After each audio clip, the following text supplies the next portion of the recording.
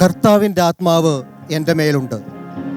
ദരിദ്രരെ സുവിശേഷം അറിയിക്കുവാൻ അവിടുന്ന് എന്നെ അഭിഷേകം ചെയ്തിരിക്കുന്നു.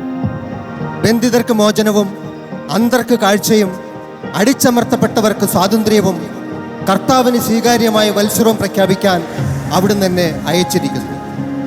യേശയ്യാ പ്രവാചകന്റെ ക്രിസ്തു ദർശനം ആത്മാവിൽ ഉൾക്കൊണ്ടുകൊണ്ട് പീഡിതർക്കും ചൂഷിതവർഗത്തിനുമായി സ്വയം സമർപ്പിക്കാൻ ഇറങ്ങിത്തിരിച്ച ഒരു വന്യപുരോഹിതന്റെ ജീവിത കഥ ഞങ്ങൾ നിങ്ങളുടെ മുമ്പിൽ സവിനയം അവതരിപ്പിക്കുന്നു. കൂട്ടിലടയ്ക്കപ്പെട്ട കിളിയുടെ പാട്ട്. A caged bird can still Singh.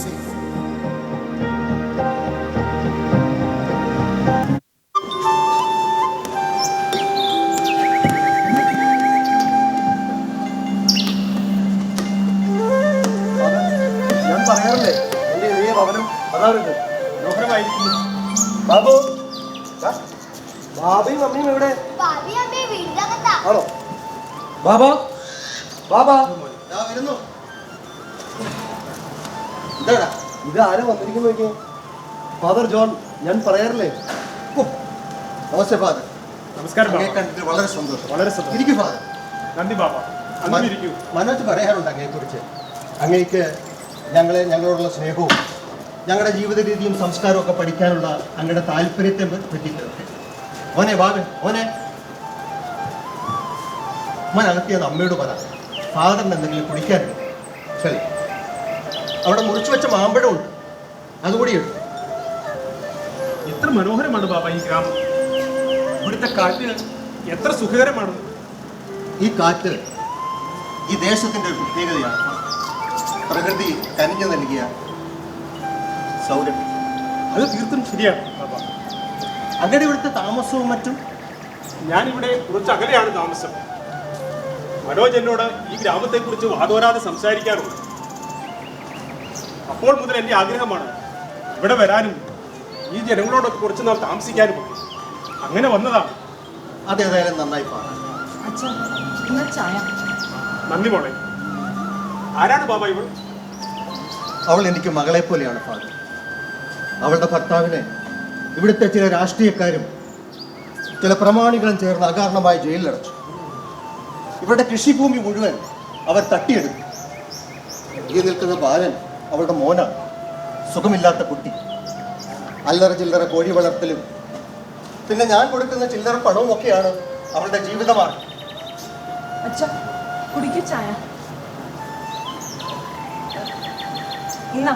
നല്ല രുചിയുള്ള മാമ്പഴമാണ്. ഈ മാമ്പഴം ഈ ദേശത്ത് മാത്രം കണ്ടുവരുന്ന ഒരു പ്രത്യേകതരം മാമ്പഴമാണ്. വളരെ രുചികരമായ മാമ്പഴം. ഇത്രയും മധുരമുള്ള മാമ്പഴം ഞാൻ ഇതുവരെ കഴിച്ചിട്ടില്ല ബാബ. ആട്ടെ, ഇതെന്താണ് ഈ മാവിലെ വിളവെടുപ്പ് പൂർത്തിയായി? അതിലെ വിളവെടുപ്പ് കഴിഞ്ഞാണ് ഫാദർ. ഞങ്ങൾ അങ്ങനെയാണ്. ഒരു മരത്തിലെയും ഫലങ്ങൾ പൂർണ്ണമായി ശേഖരിക്കാറില്ല. കുറേ ഫലങ്ങളൊക്കെ ഞങ്ങൾ അതാത് മരത്തിൽ തന്നെ നിർത്തും. അതെന്താണ് അങ്ങനെ? ആകാശത്തിലെ പറവകൾക്കും ഭൂമിയിലെ ജീവജാലങ്ങൾക്കും ഒക്കെ എന്തെങ്കിലും വേണ്ടേ? അത് വളരെ മനോഹരമായിരിക്കും. നമ്മൾ മനുഷ്യർ മാത്രമല്ലല്ലോ ഈ ഭൂമിയുടെ അവകാശികൾ. അവർ മറ്റു ജീവജാലങ്ങളും ഈ ഭൂമിയുടെ ഫലങ്ങൾക്ക് അർഹരല്ലേ? മനോജ് എന്നോട് നിങ്ങളുടെ ജീവിത രീതിയെയും സംസ്കാരത്തെയും കുറിച്ചൊക്കെ സംസാരിക്കാറുണ്ട്. അതെനിക്ക് വളരെ ആകർഷകമായി തോന്നി. അതിനെക്കുറിച്ച് കൂടുതൽ അറിയുവാൻ എനിക്ക് ആഗ്രഹമുണ്ട്. ആ സംസ്കാരം ഈ നാടിൻ്റെ പ്രത്യേകതയാണ് ഫാദർ. ഞങ്ങളുടെ പൂർവികർ ഞങ്ങൾക്ക് പകർന്നു തന്ന സംസ്കാരമാണ്. എന്നാൽ പതിയെ പതിയെ ഇപ്പോൾ അത് കൈമോശം വന്നിരിക്കുകയാണ്. അതെന്താണ് അങ്ങനെ? അവർ ശക്തരാണ് ഫാദർ. ആരാണ് ബാബ ഈ അവർ? അതാ നോക്കൂ, അങ്ങ് ദൂരെ ഉയർന്നു കാണുന്ന പുകക്കുടികളൊന്നും കാണുന്നില്ലേ? ഇവിടുത്തെ ചില രാഷ്ട്രീയക്കാരും അവരുടെ സ്വന്തക്കാരും ചേർന്നുള്ള ഒരു സംഘമാണ്. അവർ ഞങ്ങളെ രോഗികളാക്കി പതിയെ പതിയെ ദേശത്ത് നിന്നും പുറത്താക്കും. ഇവിടുത്തെ കാടും കാട്ടാറും കാട്ടരുവികളും ഭൂമിക്കടിയിലും മലകളിലുമുള്ള ധാതു സമ്പത്തുകളും അവരെങ്ങനെയും സ്വന്തമാക്കും. നിങ്ങൾ എന്തുകൊണ്ട് പ്രതികരിക്കുന്നില്ല?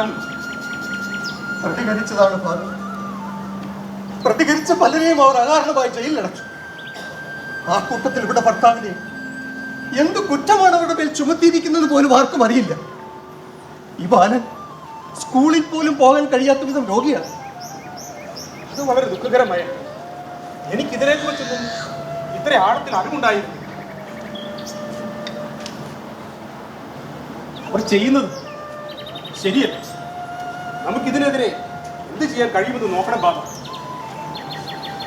മനോജ്, നമുക്ക് ഇറങ്ങാൻ സമയമായിരിക്കും. മനോജെ, അങ്ങനെയാണെങ്കിൽ നീ പോകുമ്പഴി ഫാദറിനെ നമ്മുടെ ചന്തസ്ഥലം കൂടി ഒന്ന് കാട്ടിക്കൊടുക്കും. തീർച്ചയായും ബാബ.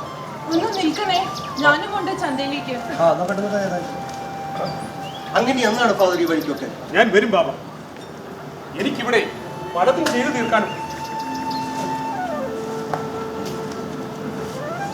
ബാബ, ബാബ, ഇതിനെ അവിടെ ഒന്ന് വിൽക്കണം. കുഞ്ഞിന് ഈയിടെയായി രോഗം അല്പം കൂടിയിട്ടുണ്ട്. അവനെ ഒന്ന് ഡോക്ടറെയും കാണിക്കണം. മനോജെ, നീ അവളെ കൂടെ കൂട്ടിക്കും. വരട്ടെ ബാബ. നമസ്കാരം. കാണാം. കാണാം. ശരി ബാബ.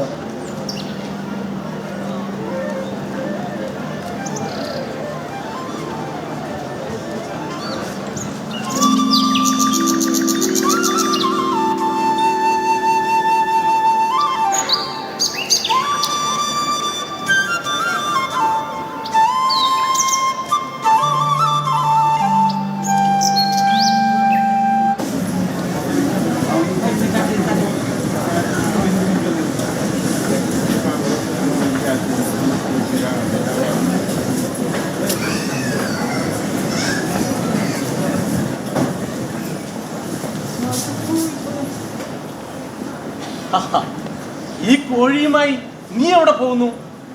സാബ്ജി, ഞാൻ ഇതിനെ വിൽക്കാൻ കൊണ്ടുപോകുന്നു. ആട്ടെ, ഇതിനെന്താ വില? 25 രൂപ ഉണ്ട് ഇതിന്. 25 രൂപയോ? നോക്കട്ടെ.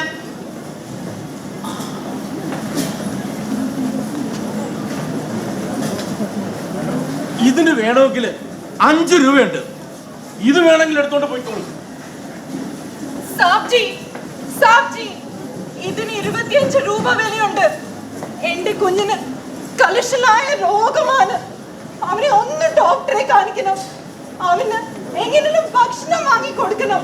അതിനു വേണ്ടിയാണ് ഞാൻ അത് വിൽക്കാൻ കൊണ്ടുപോകുന്നത്. നിങ്ങൾ എന്താണ് ഈ ചെയ്യുന്നത്? നിങ്ങൾ ചെയ്യുന്നതൊട്ടും ശരിയല്ല. നിങ്ങൾ ആരാണ്? നിങ്ങൾക്ക് എന്താണ് ഇവിടെ കാര്യം? ഞാൻ ആരെങ്കിലും വാങ്ങിക്കോളൂ. ശരിയും തെറ്റും തീരുമാനിക്കാൻ നിങ്ങൾ ആരാണ്? ഇത് എന്റെ സ്ഥലമാണ്. ഇവിടെ കാര്യങ്ങൾ തീരുമാനിക്കാൻ എനിക്കാണ് അധികാരമുള്ളത്. വഴിമാറി നിൽക്ക്. ഞാൻ ഇനി എന്ത് ചെയ്യും? എങ്ങനെ എന്റെ കുഞ്ഞിനെ ഒന്ന് ഡോക്ടറുടെ അടുത്ത് കൊണ്ടുപോകും? എങ്ങനെ അവന് വേണ്ടിയുള്ള ഭക്ഷണം ഞാൻ വാങ്ങി കൊടുക്കും? നമ്മൾക്കറിയാം. ഇതാ, ഈ പണം വെച്ചോളൂ. അവനെ ആശുപത്രിയിൽ കൊണ്ടുപോകും. ഡോക്ടറിനെ കാണിക്കും. അവനെന്താ കഴിക്കാനും വാങ്ങിക്കൊടുക്കും. മനോജ്, എന്താണ്? ഫാദർ, അവർ ശക്തരാണ്. ആരും അവരെ എതിർക്കാറില്ല. എതിർത്താൽ അവർ ഞങ്ങളെ നശിപ്പിച്ച് കളയും. ഇത് അനീതിയാണ്. ഇതിനെതിരെ പ്രതികരിച്ചേ പറ്റൂ.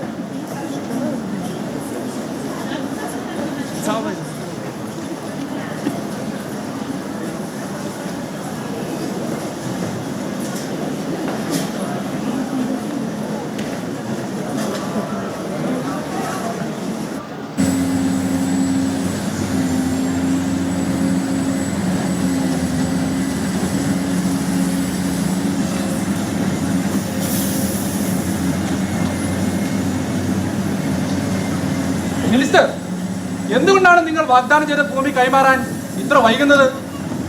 ഖനനം ഓരോ ദിവസവും വൈകും തോറും കോടികളുടെ നഷ്ടമാണ് നമുക്ക് സംഭവിച്ചുകൊണ്ടിരിക്കുന്നത്. പണ്ടിങ്ങനൊന്നും ആയിരുന്നില്ലല്ലോ. മിസ്റ്റർ രാജ്, ഞാൻ താങ്കളോട് പറഞ്ഞ് ഏൽപ്പിച്ച കാര്യം എന്തായി? അദ്ദേഹം പറയുന്നത് താങ്കൾ കേട്ടില്ലേ? എന്താടോ രാജ്, അതങ്ങ് ചെയ്തു കൊടുക്കാൻ ഇത്ര കാല താമസം? സർ, കാര്യങ്ങൾ അത്തരത്തിലല്ല. ജനങ്ങൾ ബോധവാന്മാരായിരിക്കുന്നു. അവർ തങ്ങളുടെ അവകാശങ്ങളെ പറ്റി ചിന്തിക്കുന്നു. എഴുത്തും വായനയും അവർ പഠിച്ചിരിക്കുന്നു. അവർക്ക് നിയമസഹായം നൽകുവാൻ അവരുടെ ഇടയിൽ ആളുകളുണ്ട്. നമ്മൾ ജയിലിലടച്ച പലരെയും അവർ കോടതി മുഖാന്തരം മോചിപ്പിച്ചിരിക്കുന്നു. ആരാണ് ഇതിന്റെ പിറകിൽ? ആ പാതിരിയും സംഭവം തന്നെയാണോ? അതെ സാർ, അവർ തന്നെയാണ്. ഇതൊക്കെ നമ്മൾ എത്ര കണ്ടിരിക്കുന്നത്. അയാൾക്ക് വല്ല ചില്ലറയും കൊടുത്ത് ഒടുക്കിക്കൂടെ? അങ്ങനെ ഒഴിവാക്കാൻ പറ്റുന്ന ആളല്ല സാർ. പണത്തിലും പ്രലോഭനത്തിലും വീഴുന്ന ആളല്ല. അവരുടെ ഇടയിൽ അവർക്ക് പ്രവർത്തിക്കാൻ അനേകം ആൾക്കാരുണ്ട്. അവർ സ്കൂളുകളും ഡിസ്പെൻസറികളും സ്ഥാപിക്കുന്നു. കർഷകരുടെ സഹകരണ സംഘങ്ങൾ വഴി കുറഞ്ഞ പലിശ നിരക്കിൽ അവർ വായ്പകൾ നൽകുന്നു. വായ്പയ്ക്കായി നമ്മുടെ അടുത്ത് ആരും വരുന്നില്ല സർ. ഇത്ര പ്രായമായിട്ടും അയാൾ എന്തേ മാറാത്തത്? മിസ്റ്റർ രാജ്, ആ പാതിരിക്കും സംഘത്തിനും തക്കതായ ശിക്ഷ ഉടൻ തന്നെ കൊടുത്തിരിക്കണം. അതും നമ്മളുടെ പദ്ധതികൾക്ക് തടസ്സം നിൽക്കുന്ന ഓരോ വ്യക്തിക്കും അതൊരു പാഠം കൂടിയായിരിക്കണം. മനസ്സിലായോ? സർ, താങ്കൾ വിഷമിക്കണ്ട. ഇന്നു മുതൽ ഈ കാര്യങ്ങളെല്ലാം ഞാൻ തന്നെ കൈകാര്യം ചെയ്തുകൊള്ളാം. മിസ്റ്റർ രാജ്, ആ അന്വേഷണ ഉദ്യോഗസ്ഥനെ ഫോണിൽ നിന്ന് കണക്ട് ചെയ്യൂ.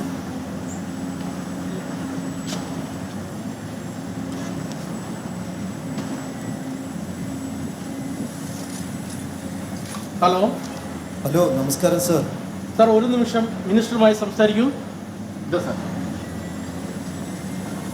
ഹലോ. Hello sir. ഹലോ, താങ്കൾ ഇതെവിടെയാണ്? എടോ, ഞാൻ തന്നോട് ആ പാതിരിയുടെ കേസിൻ്റെ കാര്യം പറഞ്ഞിരുന്നില്ലേ? അയാളെക്കുറിച്ചൊന്ന് അന്വേഷിച്ചിട്ട് അയാളെ ഒന്ന് ഒതുക്കി തരണമെന്ന് പറഞ്ഞിട്ട് എന്തായടോ? സർ, അത് ഞാൻ പറയാനിരിക്കുകയായിരുന്നു. പറയൂ, കേൾക്കട്ടെ. സർ, ഞങ്ങൾ അദ്ദേഹത്തെക്കുറിച്ച് സമഗ്രമായ അന്വേഷണം നടത്തി. അദ്ദേഹം ഒരു സാധു മനുഷ്യനാണ്. പാവങ്ങളെ സഹായിക്കുകയും രോഗികളെ ശുശ്രൂഷിക്കുകയും അനാഥർക്ക് ആശ്രയിക്കുകയും നൽകുകയും ചെയ്യുന്ന ഒരു നല്ല മനുഷ്യൻ. ആ മനുഷ്യനെതിരെ എങ്ങനെ കേസ് ചാർജ് ചെയ്യും സർ? താങ്കളെ ഞാൻ ആ കേസ് അന്വേഷിക്കാൻ ഏൽപ്പിച്ചതേ ആ പാതിരിയെയും സംഘത്തിനെയും വെള്ളപൂശി കാണിക്കാനല്ല. മനസ്സിലായോ? ഇനി ആട്ടെ, തനിക്കിനിയും എത്ര കൊല്ലം സർവീസ് ബാക്കിയുണ്ട്? ശേഷിക്കുന്ന കാലം അത്രയും ആ യൂണിഫോം ധരിച്ചുകൊണ്ട് ആ കസേരയിൽ തന്നെ തുടരണമെന്ന് തനിക്ക് ആഗ്രഹം വല്ലതും ഉണ്ടോ? Yes sir. എങ്കിൽ ഞാൻ പറയുന്നത് മാതിരി അനുസരിക്കുക. Yes sir. 24 മണിക്കൂറിനകം ആ പാതിരിയെയും സംഘത്തിനെയും ഇനി മേലാൽ പുറം ലോകം കാണാത്ത വിധത്തിലുള്ള വകുപ്പുകൾ ചുവത്തി കസ്റ്റഡിയിലെടുത്തിരിക്കണം. ഇത് വകുപ്പ് മന്ത്രിയുടെ ആദേശം കൂടിയാണ്. Yes sir. സർ, ഞങ്ങൾ ഇതാ തുടങ്ങിക്കഴിഞ്ഞു. ആ, ചെയ്താൽ തനിക്കും നല്ലത്. Okay.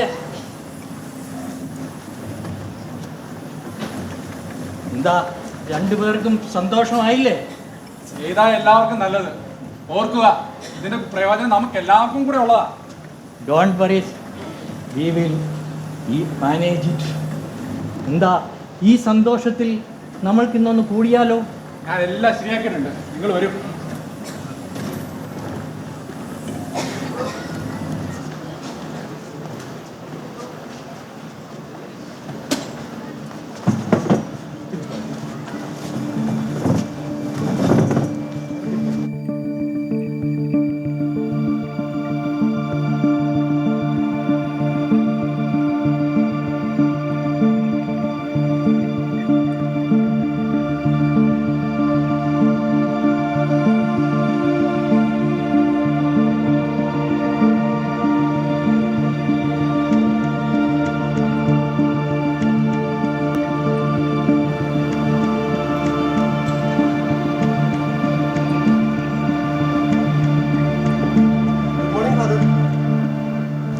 Good Manoj.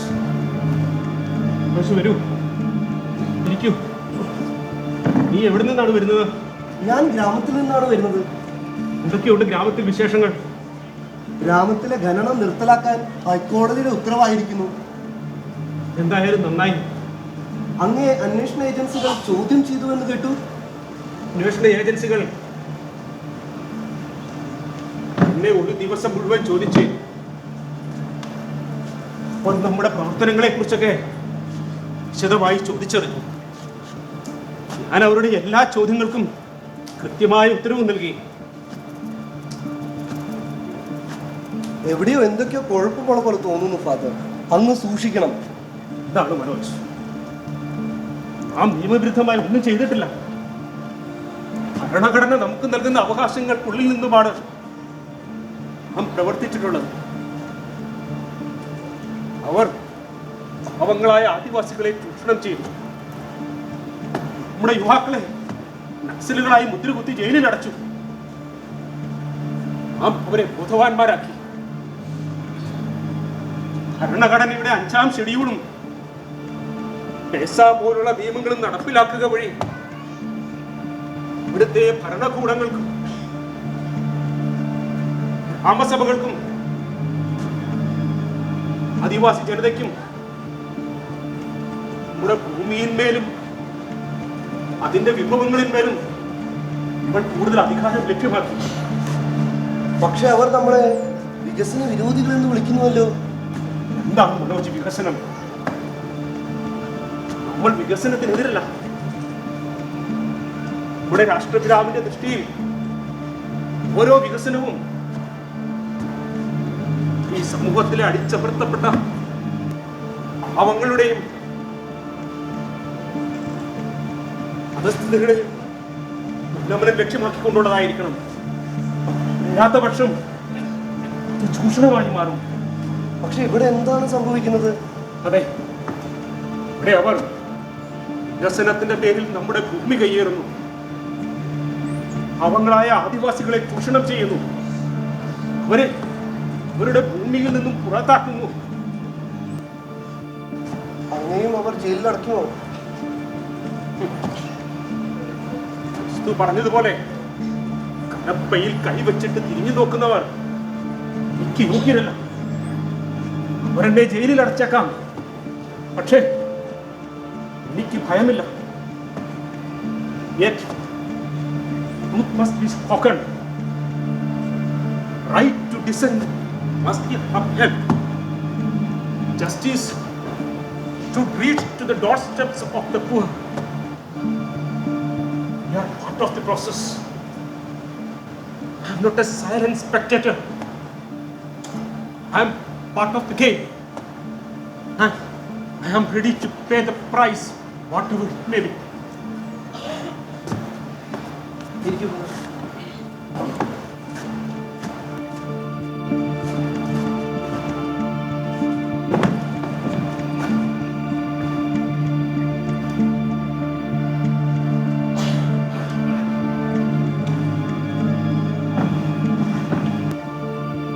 Mister John, ആരാണ്? ഞാൻ കേന്ദ്ര അന്വേഷണ ഏജൻസിയിൽ നിന്നാണ്. You are under arrest. അറസ്റ്റോ? നിങ്ങൾ കോടതിയുടെ ഒരു അറസ്റ്റ് വാറന്റ് ഉണ്ട്.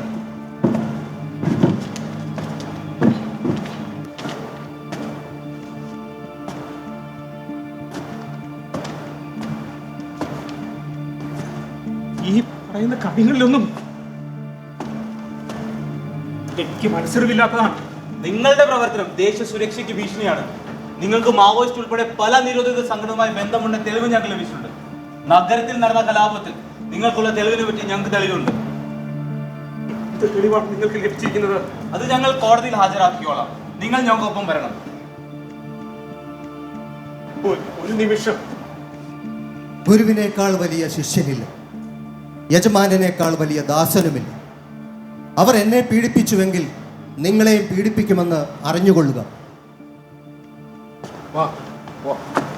ലാപ്ടോപ്പും പുസ്തകവും എടുത്തോളൂ. ഫാദർ, ഫാദർ,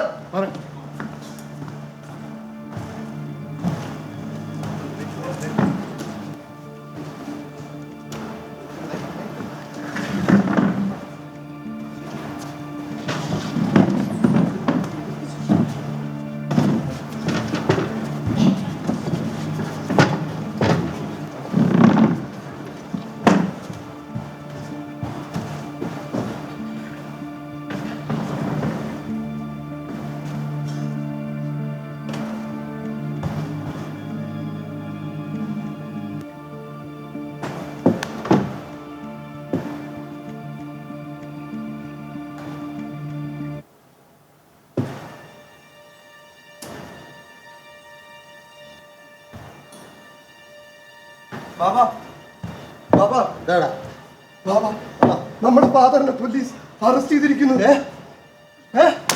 എന്താണ് കാര്യം? അവർ പറയുന്നു ഈ അടുത്ത കാലത്ത് നഗരത്തിലുണ്ടായ കലാപത്തിൽ അദ്ദേഹത്തിന് പങ്കുണ്ട് എന്ന്. എന്തൊരു അസംബന്ധമാണ് ഇത്? എന്തൊരു അസംബന്ധമാണ് ഇത്. അദ്ദേഹത്തിന് ഈ പ്രായത്തില് ഒരു കലാപത്തിന് കൂട്ടു നിൽക്കാൻ കഴിയുമെന്നോ? ഇത് അദ്ദേഹത്തെ ജയിലിലടയ്ക്കാൻ കെട്ടിച്ചമച്ച കഥയാണ് ഇത്. ഇല്ല ബാബ, പലരുടെ നിലനിൽപ്പിനും വളർച്ചയ്ക്കും അദ്ദേഹം ഒരു തടസ്സമായിരുന്നു.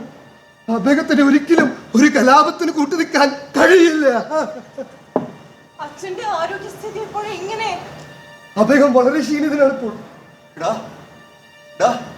അദ്ദേഹത്തിന് ആ കലശലായ വിറയൽ രോഗമുള്ള കാര്യം അവർക്കറിയാവോ? അവർ അദ്ദേഹത്തെ ഒരു ഭീകരനായി മുദ്ര കുത്തി കഴിച്ചിരിക്കുന്നു. ഇനിയും അവരിൽ നിന്നും ഒരു ദയ പ്രതീക്ഷിക്കാനില്ല. ചൂഷണവർഗത്തിന് ഇതാ മറ്റൊരിര കൂടി. കാലമേ, നിന്റെ കാവ്യനീതി എന്നിവിടെ നടപ്പാകും.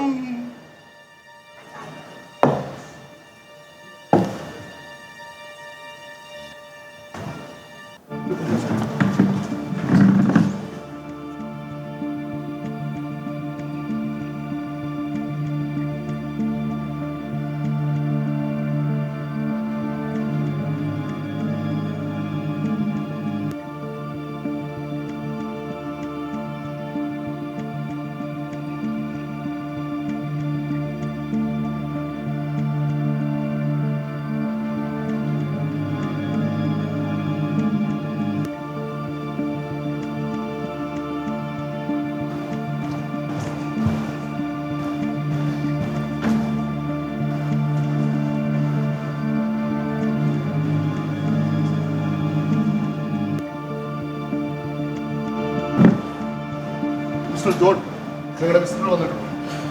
വരാൻ തുടങ്ങിയോ?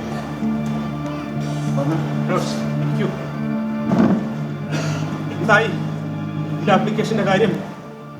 ബെയിൽ ആപ്ലിക്കേഷൻ റിജക്റ്റായി. ഇനിയും ഹൈക്കോടതിയെ സമീപിക്കേണ്ടി വരും.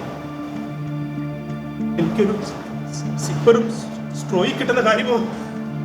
ജയിലധികാരിയുടെ പക്കൽ സിപ്പറും സ്ട്രോയും എടുക്കാനില്ല പോലും. ആട്ടെ, അങ്ങ് വളരെ ക്ഷീണിതനായിരിക്കുന്നല്ലോ. തണുപ്പ് കാലമല്ലേ, ആരോഗ്യസ്ഥിതി വളരെ മോശമായിരിക്കുന്നു. പാർക്കിൻസൺസ് മൂർച്ഛിച്ചിരിക്കുന്നതിനാൽ പലതവണ നിലത്തു വീണു. ചെവിയുടെ കേൾവിശക്തി കുറഞ്ഞു തുടങ്ങിയിരിക്കുന്നു. ബാഗിൽ എന്റെ ഒരു ജാക്കറ്റും സിപ്പറുമുണ്ട്. അതെങ്കിലും കിട്ടാൻ എന്തെങ്കിലും വഴിയുണ്ടോ? ലോവർ കോടതിയുടെ സമീപനം തീരെ അനുകൂലമല്ല. ഇനി ഹൈക്കോടതി എന്ത് പറയുമെന്ന് നോക്കട്ടെ. തങ്ങൾക്കെതിരെ ചുമത്തിയിരിക്കുന്നത് കുറ്റം എന്താണെന്ന് പോലും അറിയാത്ത നൂറുകണക്കിന് നിരപരാധികൾ ഈ ജയിലിലുണ്ട്. ഞാനും അതിലൊരാൾ മാത്രം. അവർ ഒന്ന് മനസ്സിലാക്കിക്കൊള്ളട്ടെ, അവർക്കെന്നെ നിശബ്ദരാക്കാനാവില്ല. അടച്ച കിളികൾക്കും പാട്ട് പാടാൻ കഴിയുമെന്ന്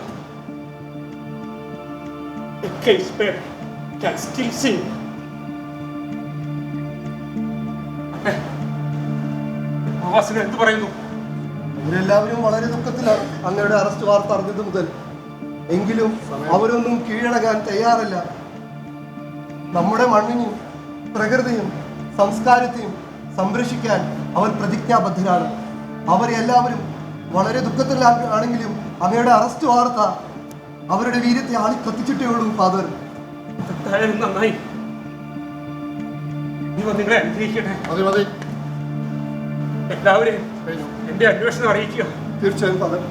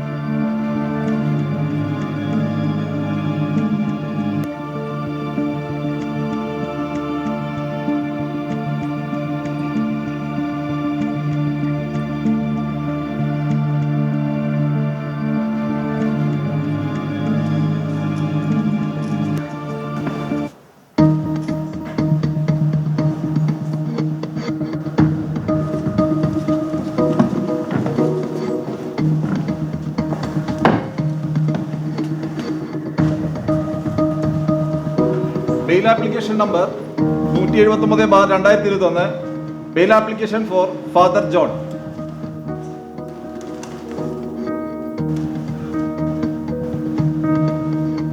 Defense lawyer, you can start your argument. Sir, എന്റെ കക്ഷി 84 വയസ്സുള്ള വയോധികനായ പുരോഹിതനാണ്. തന്റെ ജീവിതകാലം മുഴുവനും അദ്ദേഹം ആദിവാസി ജനങ്ങൾക്ക് വേണ്ടി ചെയ്ത പ്രവർത്തനം എല്ലാവർക്കും അറിവുള്ളതാണ്. He has been in jail for the last 8 months, and in this time the investigation agencies have not interrogated him even once. His health is getting worse by the day. On medical grounds, I request the court to grant him bail. Sir, we strongly oppose his bail petition. He is arrested under the Anti-Terrorism Act, and there are evidences against him. അദ്ദേഹത്തിന് ജാമ്യം നൽകുന്നത് ഈ രാജ്യത്തിന്റെ സുരക്ഷയ്ക്ക് ഭീഷണിയാണ്. Sir, no concrete evidence has ever been presented by the prosecution. He is suffering from acute Parkinson's disease. അദ്ദേഹത്തിന്റെ വില കൂടിക്കൊണ്ടിരിക്കുകയാണ്. On top of that, he really needs some better care, and a request for a sipper or a straw was rejected multiple times by the jail authorities. Why a sipper and straw was not given to the father? Sir, jail authorities didn't have a sipper or a straw. A very strange argument. Sir, മാത്രമല്ല അദ്ദേഹം Covid ബാധിതനാണ്. And with his old age, his request to get a better treatment in a private hospital was also rejected multiple times. Any particular reason for the same? Sir, അദ്ദേഹത്തിന് ഇവിടെ ഒരു government ഹോസ്പിറ്റലിൽ ചികിത്സ ലഭ്യമാക്കിയിരുന്നു. And just not that, if he is released from the custody, he may destroy the evidences. ഇപ്പോൾ എന്താണ് അദ്ദേഹത്തിന്റെ സ്ഥിതി? Now he is shifted to Mumbai's Holy Family Hospital. Sir, അദ്ദേഹത്തിന്റെ ആരോഗ്യനില അങ്ങേയറ്റം മോശമായപ്പോൾ മാത്രമാണ് അദ്ദേഹത്തിനെ ഹോളി ഫാമിലി ഹോസ്പിറ്റലിലേക്ക് മാറ്റിയത്. His health is getting worse. He's 84 years old. I request the court to grant him medical bail.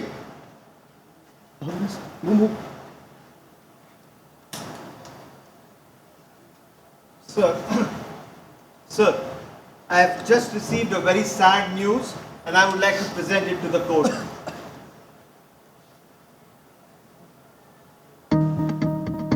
Sir, due to the criminal negligence of the prosecution and the jail authorities, my party, Father John, is no more. He passed away 1 hour back.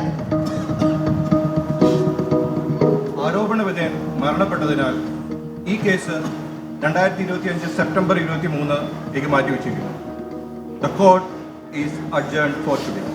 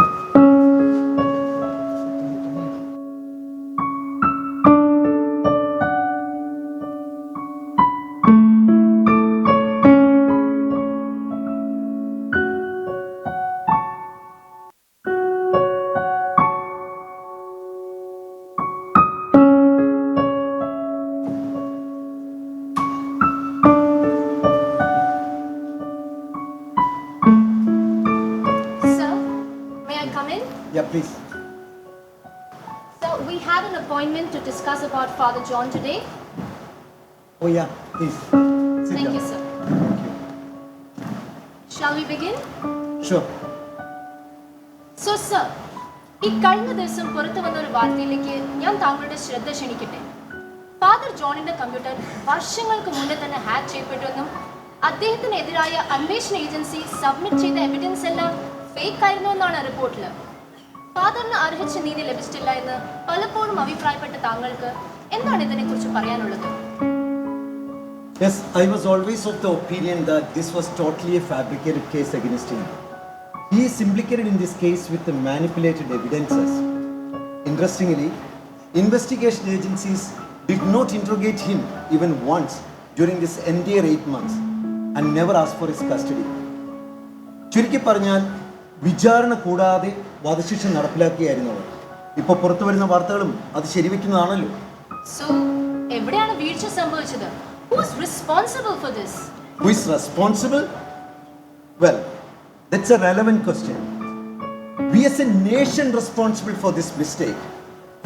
ജുഡീഷ്യറിയും മീഡിയയും ഭരണപക്ഷവും പ്രതിപക്ഷവും നമ്മൾ ഓരോരുത്തരും Parkinson's രോഗത്താൽ വലഞ്ഞ 84 വയസ്സുള്ള ഒരു വയോധികന് ഒരു zipper ലഭിക്കാൻ, ഒരു straw ലഭിക്കാൻ, എന്തിന് കൊടും തണുപ്പിൽ നിന്ന് രക്ഷപ്പെടാൻ ഒരു ജാക്കറ്റ് ലഭിക്കാൻ മാസങ്ങൾ വേണ്ടി വന്നു എന്ന് പറയുന്നത് തികച്ചും അവിശ്വസനീയം. അതുപോലെ തന്നെ കോവിഡ് ബാധിതനായ അദ്ദേഹത്തിന് ഒരു നല്ല ഹോസ്പിറ്റലിൽ ചികിത്സ ലഭ്യമാക്കാൻ തന്നെ ആഴ്ചകളുടെ താമസം നേരിടേണ്ടി വന്നു അല്ലേ? അതെ, തന്റെ ജീവിതത്തിന്റെ സിംഹഭാഗവും ഈ സമൂഹത്തിലെ അടിച്ചമർത്തപ്പെട്ടവരും അധികവൽക്കരിക്കപ്പെട്ടവരുമായ ഒരു ജനതയോടൊപ്പം ജീവിച്ച് അവരുടെ സ്വാതന്ത്ര്യത്തിനും ഉന്നതിക്കുമായി യത്നിച്ച 84 വയസ്സുള്ള ഒരു വയോധികനെ വിചാരണ പോലും കൂടാതെ തടവിലടച്ച് മരണത്തിന് വിട്ടുകൊടുത്ത ഇവിടുത്തെ സംവിധാനങ്ങൾക്കും ഭരണകൂടത്തിനും അവരുടെ മനസാക്ഷിയുടെ കോടതിയിൽ നിന്ന് ഒളിച്ചോടാനാകുമെന്ന് തോന്നുന്നുണ്ടോ? ഉണ്ടോ? ഒരിക്കലുമില്ല. ഫാദർ ജോൺ പറഞ്ഞതുപോലെ a caged bird can still sing. ആ നാദം ഏറ്റെടുക്കാൻ ഏതാനും ചില സ്റ്റാൻ സ്വാമിമാരും സഞ്ജീവ് ഭട്ടുമാരും കപിൽ ഖാൻമാരും അല്ലാതെ ഈ സമൂഹത്തിൽ ഇരിക്കുന്ന എല്ലാവരും മുന്നോട്ട് വരണം. അല്ലാത്ത പക്ഷം ജർമ്മൻ കവി മാർട്ടിൻ നെമലോർ പാടിയതുപോലെ നാളെ നമ്മൾക്കും ഇത് നേരിടേണ്ടി വരും. First they came for the communist, but I did not speak out because I was not a communist. They came for the socialist. I did not speak out because I was not a socialist. They came for the Jews, but I did not speak out because I was not a Jew. They came for me, and there was no one left to speak out for me. Bharatame, unaru.